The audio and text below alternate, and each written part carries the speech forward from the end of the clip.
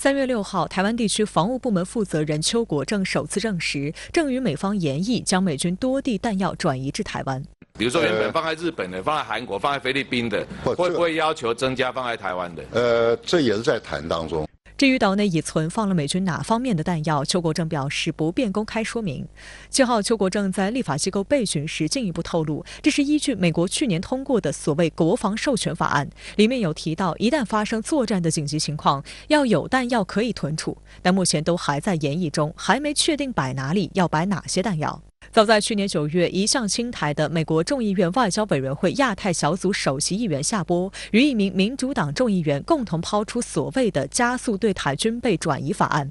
夏波称，俄乌冲突爆发之后，美国提供武器给乌克兰的做法并不足以用来当作防卫台湾的模式，因此加速对台军备转移法案更显得重要。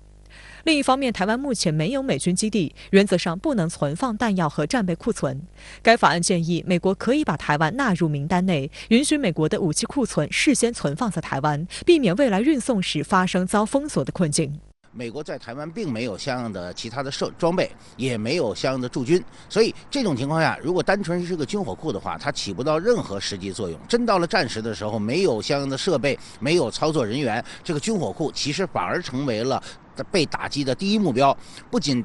承担不了它的提供军火的任务，反而成了一个岛内最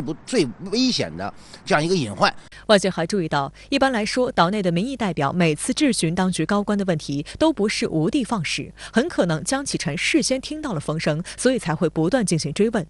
显然，民进党当局也是有意高调借此对外宣布此事。另外，岛内媒体爆料，有台军方官员称，早年岛内曾有60万大军，裁军后封存了很多弹药库，这些原本空置的弹药库将整修后重新启用。根据本年度台湾地区的防务预算，陆军为采购战备弹药及教育训练用弹药购置编列了80亿元新台币，约合18亿元人民币，是去年的4倍，代表台军大幅增加弹药的战备储存量。那么这次呢，台湾的防务部门高调的宣布说，美国可能要在台湾设武器库。其实呢，无外乎传递出几种信号。第一个就是加强美台之间的军事的勾连，显示呢美台协助台湾的所谓决心。再有一个呢，安抚岛内的民众，因为一段时间以来呢，我们注意到台湾岛内的主流民意呢，是一方面不相信美军会帮助台湾，另一方面呢，也希望两岸能够和平发展。这其实已经成为了台湾大多数人的一个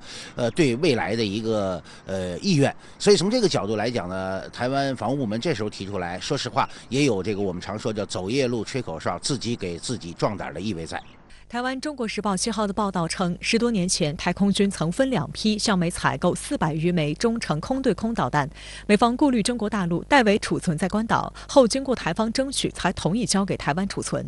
而如今情况正好反过来，变成美方主动要将台湾变成军火库，明显的告诉台湾人民，美国不会派兵援助台湾，台湾只能够自生自灭。还有分析指出，这无疑是美国毁台计划的又一例证。美国一方面怂恿民进党当局不断购买军火，比如毒刺、标枪、海马斯以及布雷系统等，把台湾岛武装成刺猬、豪猪和地雷岛，同时又把美军的武器存放在岛内，以备台军不时之需。简单讲，就台湾没有足够的资源，不管人力、物力资源、武器也好，你美国弹药全部搬来不够打，这个是一个先天性的一个条件。你是要我们当你强国的棋子啊！啊，你看你能牺牲多少？岛内学者分析指出，一旦台湾变成美军弹药的储备库，相当于把炸弹放在家门口，因为这些弹药库无疑将成为第一波打击对象。一旦爆发战争，美军要进来打这场仗，大概美国人民不会支持，所以他把弹药放在这里。目前在美军的亚太部署中，日本依然是最重要的弹药储存地，因为从各方面因素来考虑，弹药存放在日本都要比存放在台湾安全得多。而日本方面也的确迎合了美军的需求，在2022年宣布新建130座弹药库，同时将更多的弹药库靠近台海方向。